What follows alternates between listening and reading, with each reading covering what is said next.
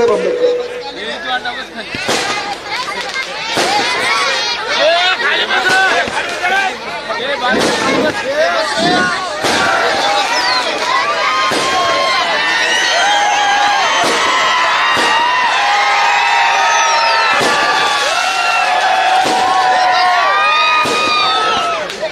महाराष्ट्र फटाके बोलताय त्यांना 2 मिनिटं विनंती करतो। मी थांबवत आले तर आता थांबू। पहिले इकडच्या प्रास्ताविकांना फोडू, आपण विजय होऊ आणि मग फटाके फोडू।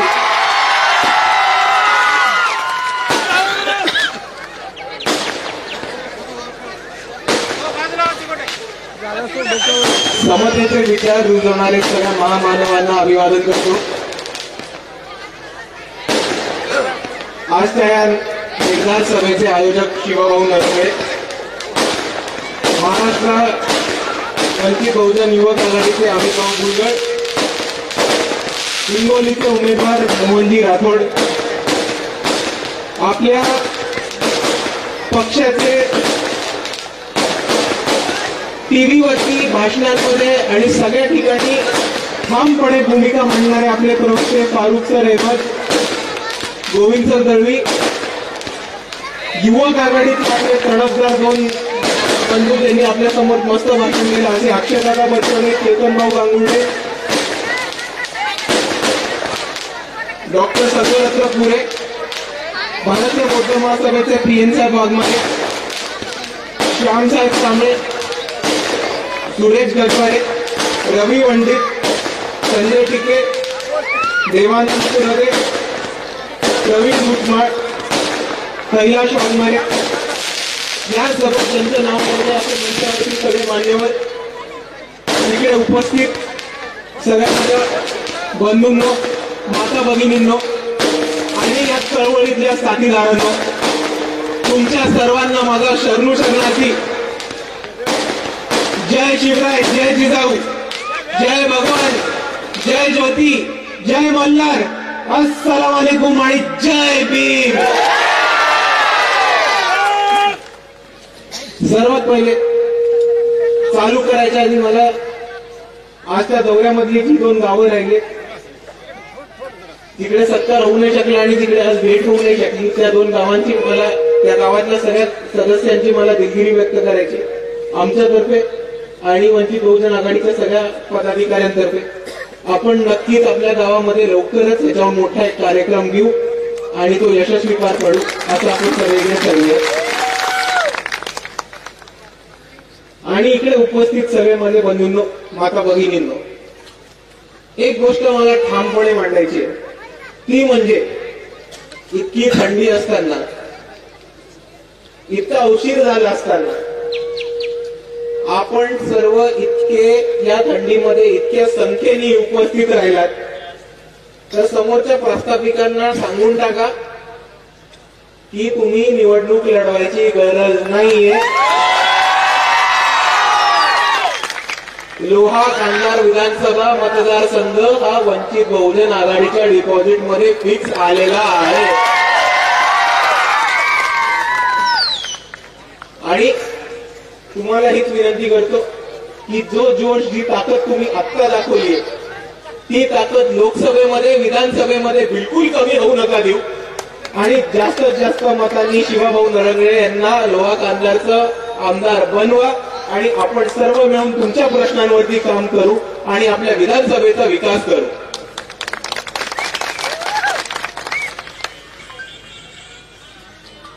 मित्रांनो, आपण सगळ्यांनी टीव्हीवरती बघितलं असेल, बातम्यांमध्ये बघितलं असेल, आपल्या टीव्हीवरती चालतं ना हास्य जत्रा किंवा कॉमेडी सर्कस। आवाज नाही येत? आवाज येतोय? आपल्या टीव्हीवरती दिसत असेल हास्य जत्रा किंवा कॉमेडी सर्कस, त्या प्रकारचा एक प्रकार इकडच्या भाजपवाल्यांनी सुरू केलाय आणि त्याला ते म्हणतात पार्लमेंट। गोष्ट आहे आज सगळ्यात कालपासून भाजपवाल्यांनी नवीन एक युक्ती चालू केली की पार्लमेंटमध्ये जे स्पीकर असतात त्यांच्या मागे 2 फोटो असतात, त्याच्यामध्ये एक जवाहरलाल नेहरूंचा फोटो असायचा आणि दुसरा महात्मा गांधींचा फोटो असायचा। भाजपवाल्यांनी काय केलं की जवाहरलाल नेहरूंचा फोटो काढला आणि तिकडे बाबासाहेबांचा फोटो लावला. त्याच्यावरती काँग्रेसवाल्यांचं नाचक्की झाली, कारण ते बाबासाहेबांना तरी खुला विरोध नाही करू शकत, आतमधून विरोध करत असतील तरी. ते काय म्हणायला लागले की आप बाबा साहेब का लगाओ लेकिन नेहरूजी का भी रहने दो. मला या दोघांना सांगायचंय, तुम्ही तुमचं नाटक बंद करा, तुम्ही तुमची ही नौटंकी बंद करा. तुम्हाला ज्याचा फोटो लावायचा आहे त्याचा फोटो लावा, पण तुमच्यामध्ये जर खरंच दम असेल तर राजस्थान हायकोर्ट मधला मनुचा पुतळा उठून दाखवा, मग मानू तुम्हाला.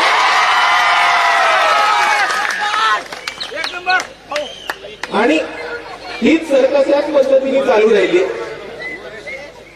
की परवा 4 युवक घुसले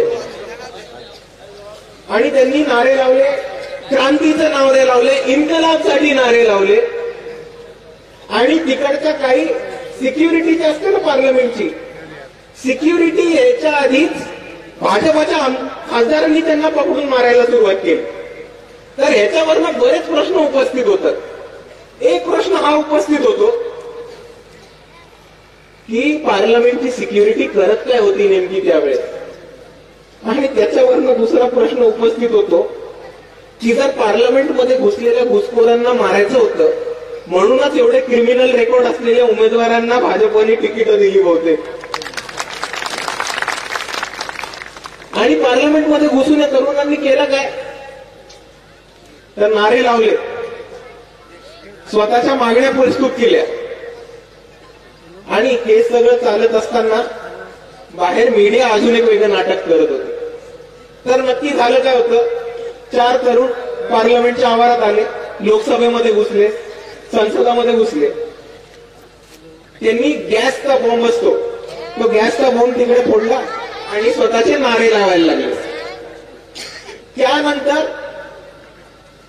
त्या तरुणांचं व्हायचं ते व्हायचंय. ज्या भाजपाच्या खासदारांनी त्या तरुणांना पासेस दिले लोकसभेमध्ये शिरायचे, संसदेमध्ये शिरायचे, त्यांच्यावरती तर काही कारवाई नाही झाली. पण कारवाई झाली ते इतर सगळ्या आमदारांवरती आणि खासदारांवरती, ज्यांनी त्याच्यावरती प्रश्न उचलले. आणि ह्यासाठी आम्ही मानतो की जर तुम्ही लोकांना निवडून दिलेल्या लोकप्रतिनिधींना तुम्ही सस्पेंड करत असाल, निलंबित करत असाल, महत्वाचा बिल यायच्या आधी, महत्वाचे मुद्दे मांडण्याच्या आधी, तर आपण बाबासाहेबांनी दिलेली लोकशाही मोडीत काढत आहात. आणि त्याच्यासाठी आज आपल्याला उभं राहायचंय आणि लढायचंय. कारण हे भाजप भारत देशाचं संविधान आणि इकडची लोकशाही नष्ट करायला निघालीये. आणि त्यांना आपण सांगूयात की जोपर्यंत इकडचा वंचित उभा राहतोय तोपर्यंत तुम्ही आमच्या संविधानाची आणि लोकशाहीचं काहीही वागणूक करू शकणार नाही. पण आपण समजून घेऊयात की त्या हल्ला झाला त्याच्यानंतर झालं काय. त्याच्यानंतर जो बॉम्ब असतो ना, स्मोक बॉम्ब, धुराचा बॉम्ब, गॅस बॉम्ब, जो आतमध्ये फोडला, तो कसा तरी मीडियाच्या हातात आला. मीडियाचे 4 प्रतिनिधी, आपण TV9चा जाऊन व्हिडिओ बघू शकता, मीडियाचे 4 प्रतिनिधी तो बॉम्ब घेऊन बाहेर, जे पार्लमेंटच्या बाहेर गार्डन आहे तिकडे कॅच खेळत बसली. आता ह्या लोकांना मला 2 प्रश्न विचारायचे की आपल्या देशाची सुरक्षता इतकी कमजोर केली आहे का नरेंद्र मोदींनी की आपल्या पार्लमेंटमध्ये, संसदेमध्ये, जिथे प्रधानमंत्री बसतात, जिथे सगळे निवडून आलेले सदस्य जातात, तिकडे 4 तरुण सहजपणे घुसू शकतात. आणि तो जो बॉम्ब आहे, तो बॉम्ब तिकडे न राहता सुरक्षेसाठी, इन्क्वायरीसाठी न घेता बाहेर पत्रकारांच्या हातात लागतो.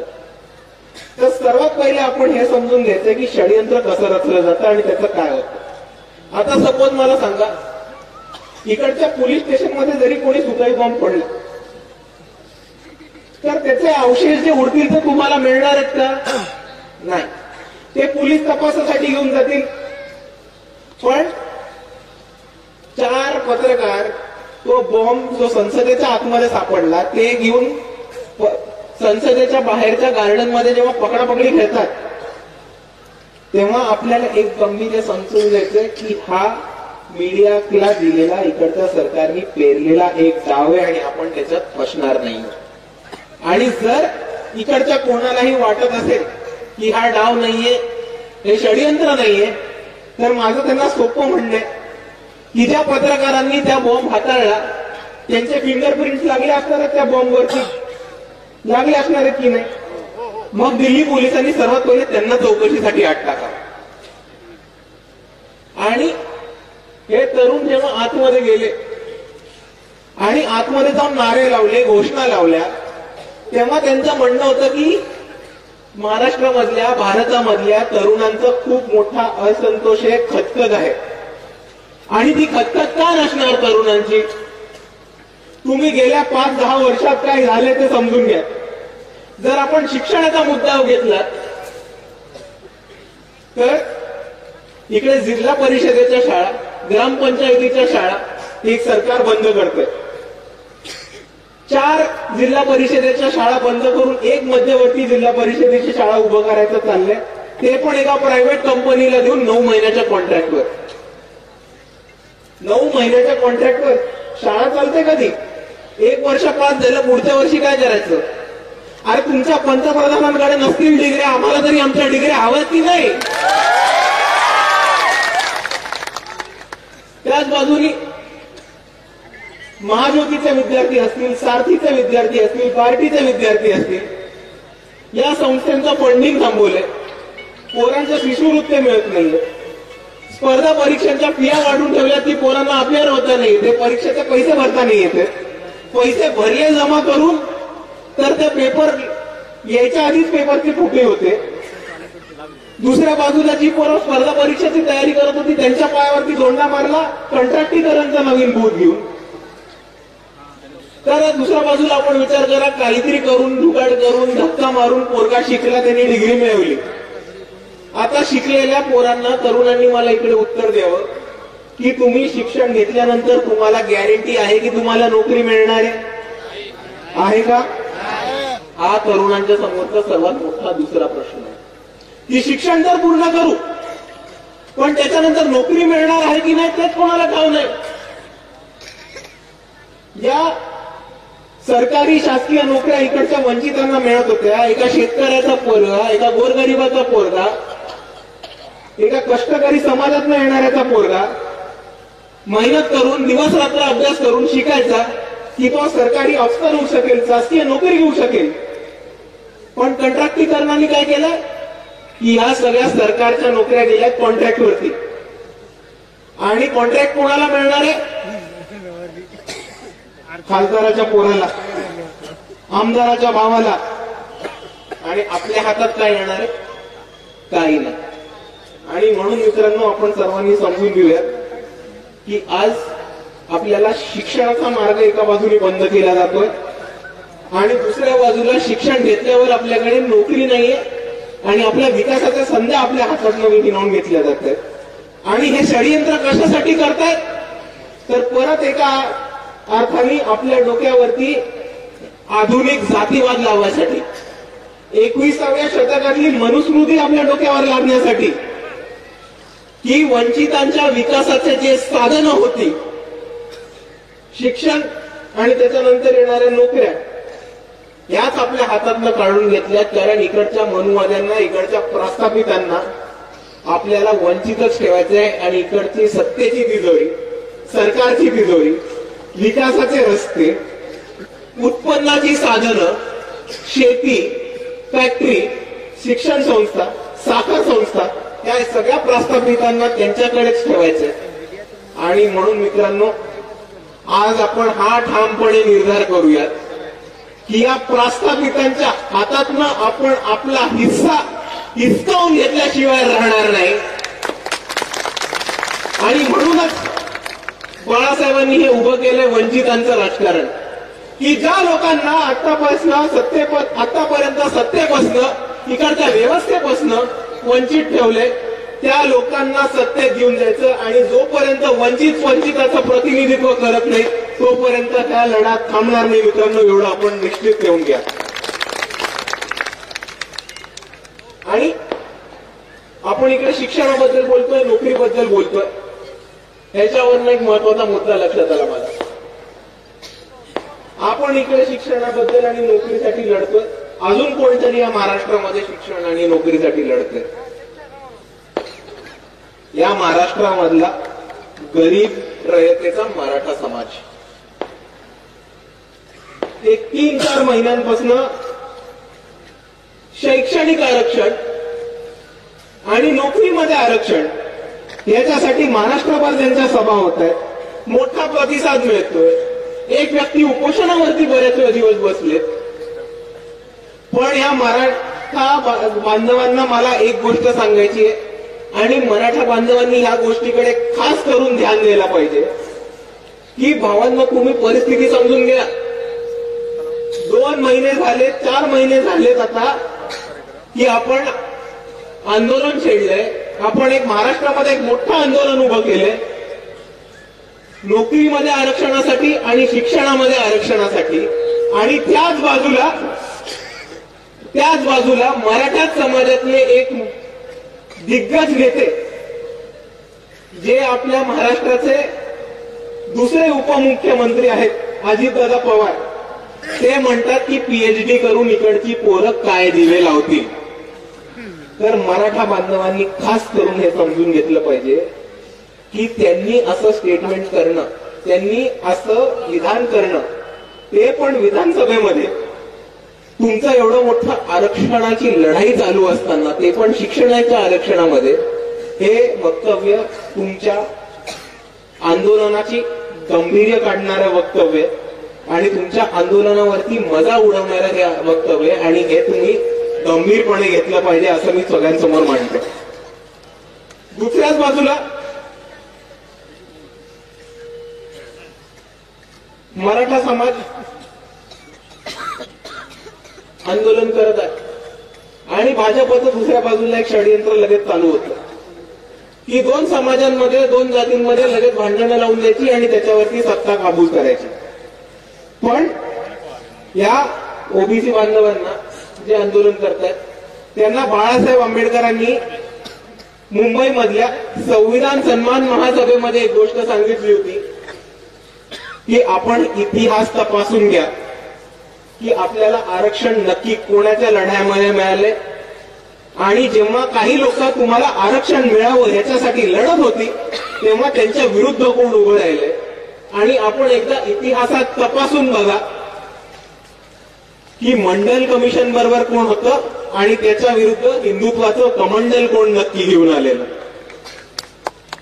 त्या वक्तव्यावरती काही बहुजन नेते हे म्हणाले की इतिहासात जाऊन काय करणार आहेत, इतिहास कशाला बघायचा आता.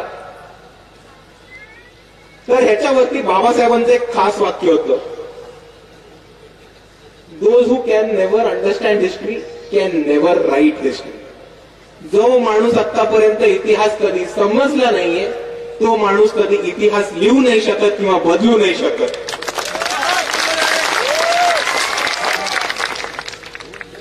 आणि ह्याच दृष्टिकोनातून मला आपल्या सर्वांसमोर मांडायचे की मंडल कमिशनच्या सूचना मान्य करा, मंडल आयोगाच्या सूचना मान्य करा. हा लढा व्हीपी सिंगांनी सुरू केला होता आणि त्या व्हीपी सिंगांना महाराष्ट्रामध्ये आणणं, महाराष्ट्रामधल्या बहुजनांची परिस्थिती काय आहे ती समजून दाखवणं, महाराष्ट्रामधल्या दिग्गज बहुजन नेत्यांची भेट करून देणं आणि महाराष्ट्रामधनं मंडल कमिशन लागू हो या लढ्याला पाठिंबा दिला तो फक्त आणि फक्त बाळासाहेब आंबेडकरांनी. आणि तेव्हा विरोधात कोण आलेलं होतं? इकडचं भाजप कमंडल घेऊन उभं राहिलं होतं एल.के. अडवाणींच्या नेतृत्वाखाली. आणि त्यांची भूमिका ही होती की तुम हिंदू हो, बहुजन नाही. हो मित्रांनो, मान्य आपण हिंदू आहोत, बहुजन आहोत, पण बहुजन पण आहोत ना. आपल्याला जे आरक्षण मिळालं ते आपल्याला आपल्या जातीच्या दाखल्यांवरती मिळाले, धर्मांच्या दाखल्यावरती नाही. हे बहुजन बांधवांनी ठामपणे लक्षात घेतलं पाहिजे. आणि जोपर्यंत इकडचा बहुजन बांधव बहुजन ही आयडेंटिटी घेऊन, ही विचारधारा घेऊन जोपर्यंत इकडे उभा राहत नाही तोपर्यंत हिंदुत्वाचं विष इकडचं आरएसएस वाले, भाजपवाले आणि ते नागपूरचे आर्धी चड्डीवाले प्रत्येक गावामध्ये. आणि जर आपल्याला ते विष थांबवायचं असेल, जर आपल्याला आपला लढा, बहुजनांचा लढा उभा करायचा असेल, तर इकडच्या प्रत्येक बहुजन बांधवांनी बहुजन म्हणून उभं राहिलं पाहिजे आणि या वंचिताच्या लढ्यामध्ये साथ दिली पाहिजे. कारण तुम्हाला एक गोष्ट सांगतो,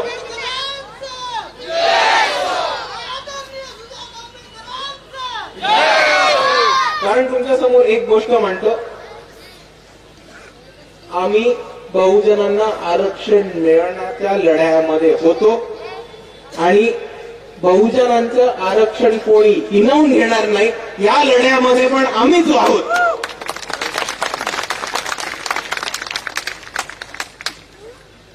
आणि हे समजून घेत असताना आपण सर्वांनी एक गोष्ट लक्षात घेतली पाहिजे की इकडे काही लोक, सवर्ण लोक असतात ना, डिश टीव्ही अँटिनावाली लोक,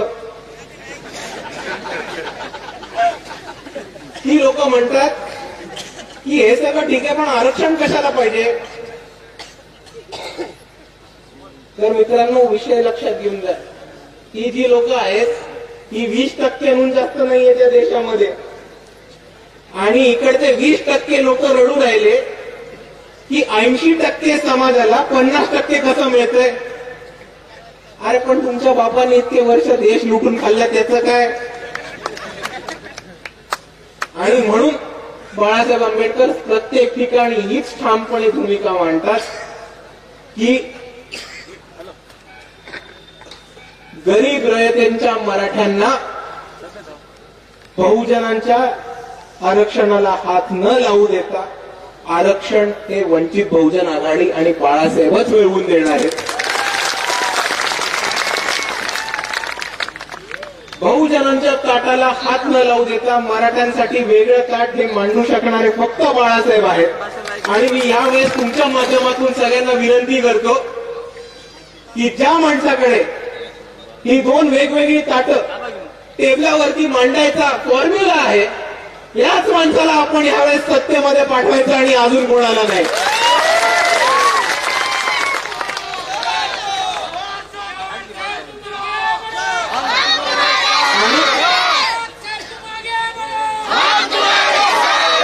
कोणाला माझं म्हणणं खोटं वाटत असेल, कोणाला माझं म्हणणं थोडंही खोटं वाटत असेल, तर या मंचावरनं त्यांना खुलं चॅलेंज आहे की जातीची जनगणना घेऊन दाखवा, मग आपण बघू दूध का दूध और पाणी का पाणी.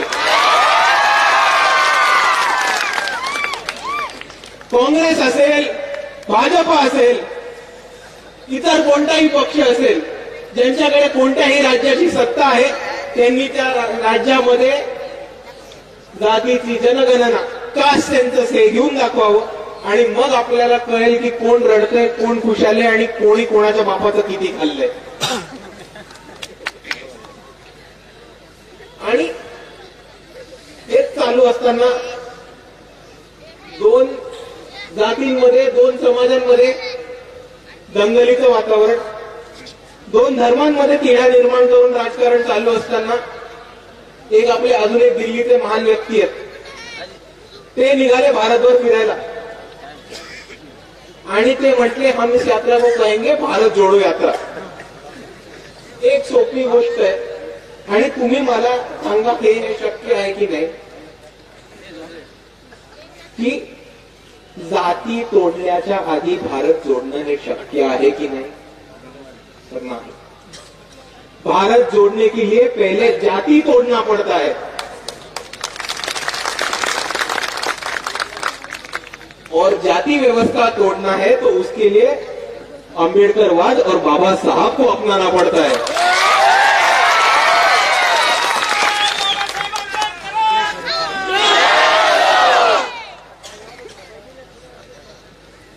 आणि म्हणून ह्या मंचावरनं मी तुमच्या सर्वांना सांगतो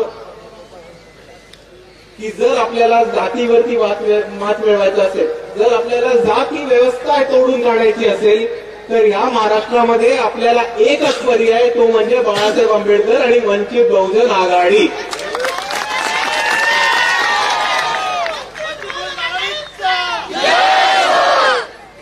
आणि म्हणून या काँग्रेसवाल्यांना सांगतो की अभी तक मौका है, साथ में आ जाओ. आम्ही तुम्हाला प्रस्ताव पाठवले. मल्लिकार्जुन खरगेंना एक पत्र दिले. बाळासाहेबांनी राहुल गांधींना पत्र दिलं मुंबईच्या संविधान सन्मान महासभेमध्ये येण्यासाठी.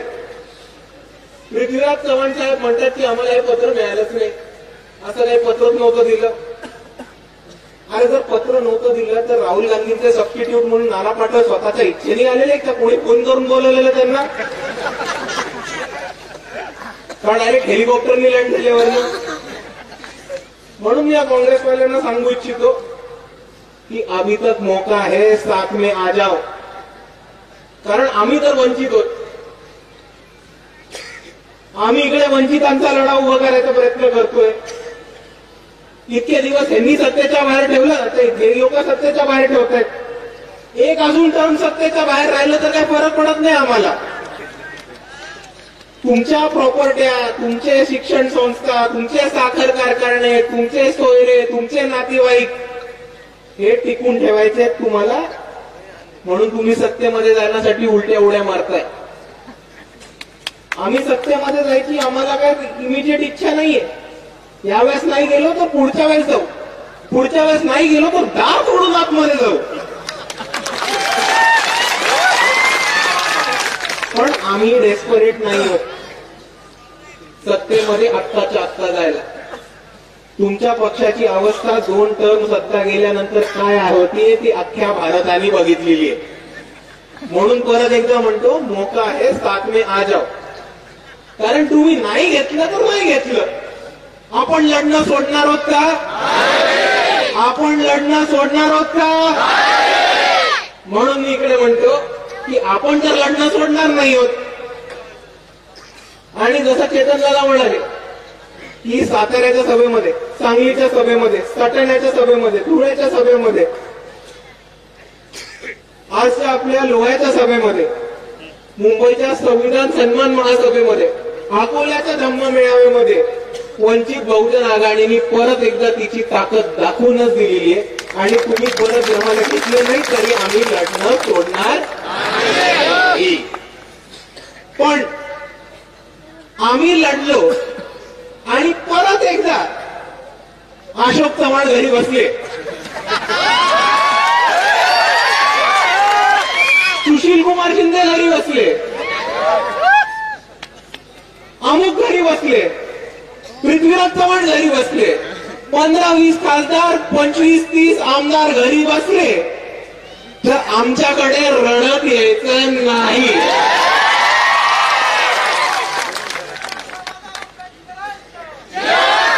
तुम्हाला संधी दिली होती, नंतर रडगाणं ऐकून घेणार नाही. परत येऊन रडला तर सरळ ठोकून काढ.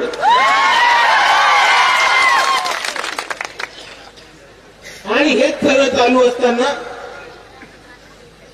राहुल गांधी अजून एक वक्तव्य करतात की वो नफरत के बाजार में एक मोहब्बत का दुकान खोलना चाहते हैं.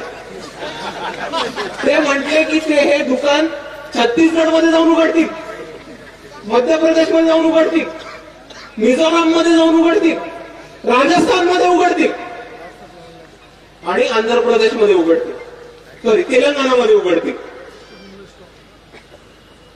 ते दुकान छत्तीसगडमध्ये तर उघडलं नाही, असलेलं दुकान बंद झालं. राजस्थानमध्ये दुकान उघडलं नाही, असलेलं दुकान बंद झालं. मिझोराममध्ये दुकान उघडलं नाही, मध्य प्रदेशमध्ये दुकान उघडलं नाही. दुकान उघडलं कुठे? तेलंगणामध्ये. अरे पण भावा, तेलंगणामध्ये तर भाजपचा बाजार पण नव्हतं ना.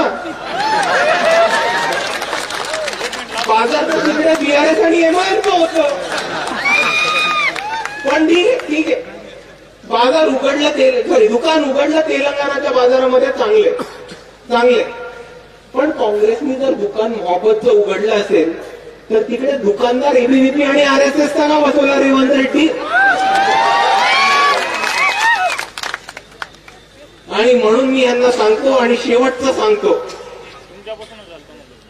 की दुटप्पी भूमिका तुम्ही घेणं थांबवा. तुम्हाला जर खरंच भाजपचं राजकारण थांबवायचं असेल तर तुम्हाला बाबासाहेबांचा रस्ता अपनावल्याशिवाय काहीही पर्याय नाहीये. आणि आम्ही काही करता प्रस्थापित नाही आहोत की दरवाजे सर्वांसाठी बंद करून ठेवू. आपण इकडचे वंचित जे सर्वांना बरोबर घेऊन जातो, तमाम बहुजनांना, कष्टकरी समाजाला, गोरगरिबाला, तमाम वंचितांना एकत्र घेऊन जाणारे आपण आहोत. आणि म्हणून एकदा परत म्हणतो तुमच्या समोर की त्या काँग्रेससाठी आमचे दरवाजे खुले आहेत. पण जर तुम्ही बरोबर याचं ठरवलं नाही तर मग आमच्या नावाने रडायचं नाही. आणि हेच बोलत असताना आपण एक लक्षात ठेवूया की काँग्रेस जे आहे ते पाठीत खंजर खुपसणारं दुश्मन. सावध राहायचंय आपल्याला, पण काँग्रेसपेक्षा सावध राहायचंय अजून एक दुश्मन आहे जो समोर आपल्या उभा आहे, तो म्हणजे इकडचा RSS प्रणित मनुवादी भाजप पक्ष. आणि मी आपल्या सर्वांसमोर जाता जाता एवढंच एक गोष्ट मांडतो की येणाऱ्या इलेक्शनमध्ये लोकसभा असो विधानसभा असो, आपण सर्वांनी आज जी जिद्द दाखवली, आज जी ताकद दाखवली, ती कोणत्याही प्रमाणात कमी होईल त्याची नाहीये. कारण येत्या निवडणुकीत काही झाल्यास आपल्याला वंचित बहुजन आघाडीचे जास्तीत जास्त उमेदवार लाखोच्या